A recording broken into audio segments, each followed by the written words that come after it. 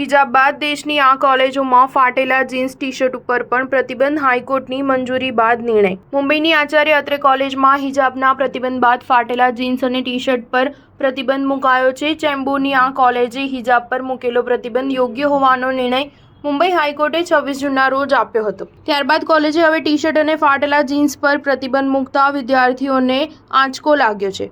કોલેજે 27 જૂનથી ડ્રેસ કોડનો નિયમ લાગુ કર્યો છે। તે મુજબ ફાટેલા જીન્સ ટી શર્ટ, અંગ પ્રદર્શિત કપડાં, જર્સી પર પ્રતિબંધ મુકાયો છે। પ્રાચાર્યની સહી ધરાવતા આ સૂચનાપત્રમાં સ્પષ્ટ કરાયું છે કે વિદ્યાર્થીઓએ કોલેજ પરિસરમાં ફોર્મલ વસ્ત્રો પહેરવા, હાફ શર્ટ, ફૂલ શર્ટ અને પેન્ટ પહેરવા પર પ્રતિબંધ નથી।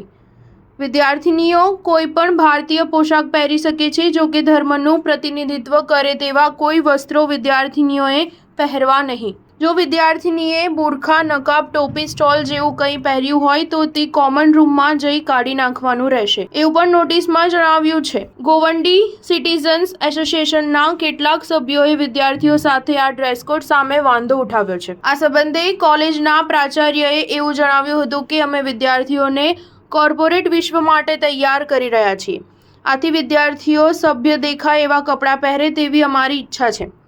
અમે તેમના પર કોઈ યુનિફોર્મનું બંધન નાખ્યું નથી, ફક્ત તેમને ફોર્મલ્સ પહેરવા જણાવ્યું છે।